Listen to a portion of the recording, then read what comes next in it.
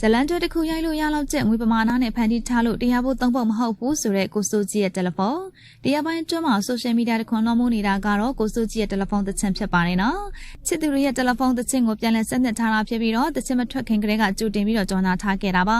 MRTV ဘိုးကအစီအစဉ်တင်ဆက်သူကိုစိုးကြီးကပွဲဒီမှာအစီအစဉ်တင်ဆက်သူအဖြစ်လက်လောက်ကန်နေတာဖြစ်လို့အနုပညာရှင်တွေနဲ့လည်းရင်းနှီးပါတယ်ခင်မင်းနဲ့အနုပညာရှင်တွေကလည်းကိုစိုးကြီးရဲ့တယ်လီဖုန်းဆိုပြီးတော့လူသိများအောင်ကူညီပေးကြတဲ့အပြင်ကြော်ညာသူတွေတမ်းမှာဆိုရင်တော့အစိုးရကိုယ်တိုင်တောင်ပါဝင်နေပါတယ်နော်နာမည်ကြီးဆိုတော်တွေကပါကိုစိုးကြီးရဲ့တယ်လီဖုန်းဆိုပြီးတော့ပတ်မိုးပေးထားကြလို့ဘယ်လိုပုံစံနဲ့ပေါ်ထွက်လာမလဲဆိုတော့အားလုံးကစိတ်ဝင်စားကြပါတယ်ဒါပေမဲ့တချင်ထွက်လာတဲ့အချိန်မှာတော့အထင်နဲ့အမြင်ကလွဲမှားသွားပြီးနားဆင်မှုခက်ခဲလောက်အောင်အတန်းကစိုးဝါးနေခဲ့ပါတယ်ဘာရီဆိုနေမှလည်းနားမလည်နိုင်လောက်အောင်ကိုစိုးကြီးရဲ့တယ်လီဖုန်းကဘလုံးဘရွေးဖြစ်နေခဲ့ပြီးတော့ဘနာနာလောက်တာအတန်မကောင်းဘူးလို့လည်းပြောနေကြပါတယ်ဘနာနာကသူများတွေရဲ့အောင်မြင်ပြီးသားတချင်းကိုပြန်လဲတည်ဆိုတာမဟုတ်ဘဲသူကိုယ်တိုင်တချင်းရေးပြီးမှတည်ဆိုတာပါကိုစိုးကြီးကတော့ကိုယ်ပိုင်တချင်းမဟုတ်ဘဲအောင်မြင်ပြီးသားတချင်းတစ်ပုဒ်ကိုဝဲကပြန်လဲတည်ဆိုပြီးအစတော်ဘက်ကိုကူးပြောင်းလာခဲ့သူပါ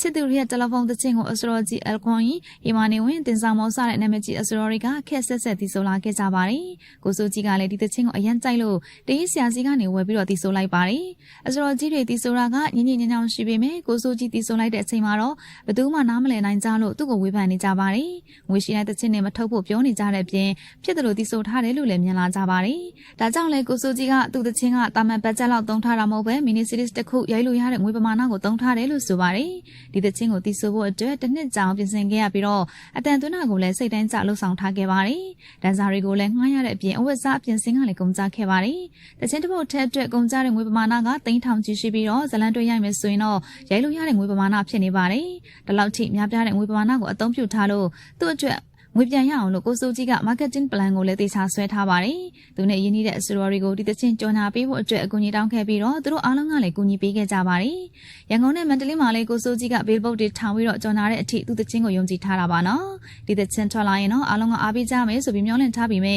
ပန်းချင်းနဲ့နှမ်းထွက်ကတော့မကိုက်ညီခဲ့ပါဘူး။ဒါကြောင့်ကိုစိုးကြီးကတော့နောက်ထပ်တချင်းနဲ့အကုန်ကြခံပြီးမစိုးဖို့အတွက်လည်းပြောနေကြပါတယ်။မြန်မာအိုက်တဲကနေလူသိများလာတဲ့ဘနာနာတောင်ကိုစိုးကြီးတဲ့တချင်းဆိုတက်ပြီးစာသားတွေလည်းပြီးသားနေခဲ့ပါတယ်။ဘနာနာရဲ့တချင်းတွေလောက်ကြာမကောင်းလို့ကိုစိုးကြီးရဲ့တချင်းတွေကဝေဖန်မှုတွေကိုအပြင်းထန်ခံနေရပါတယ်။ဒါပေမဲ့ကိုစိုးကြီးကတော့ဂီယိုမဆိုင်ပဲသူတချင်းကတကယ်ပဲအောင်မြင်နေပြီဆိုပြီးဝမ်းသာနေခဲ့ပါတယ်။ကိုစိုးကြီးရဲ့တယ်လီဖုန်းတချင်းကိုကြော်ညာပေးတဲ့အဆိုတော်တွေလည်းပြန်ရောက်နားထောင်ရလားလို့မင်းနေကြတဲ့အထီကိုအောင်မြင်နေတာပါ။ကိုစိုးကြီးကတော့ဝေဖန်သူတွေကိုဂီယိုမဆိုင်ပဲသူတချင်းကိုလူသိများတာနဲ့တဝမ်းသာပြီးတော့နောက်ထပ်တချင်းတွေကိုလည်းထပ်မံထုတ်လုပ်သွားအောင်ပါပါ။ဒါကြောင့်အထူးခြားတဲ့အတန်ပိုင်ရှင်ကိုစိုးကြီးရဲ့တချင်းတွေကိုဆက်လက်နားဆင်ဖို့လည်းရှိနေပါတယ်နော်။ဒီဘက်ခက်မှာတော့တချင်းတစ်ပုတ်ထွက်ဖို့အတွက်အရင်မခက်ခဲတော့ပဲငွေရှိရင်အဆင်ပြေတာကြောင့်တချင်းတွေတစ်ပုတ်ပြီးတစ်ပုတ်ထုတ်လာခဲ့ကြတာပါ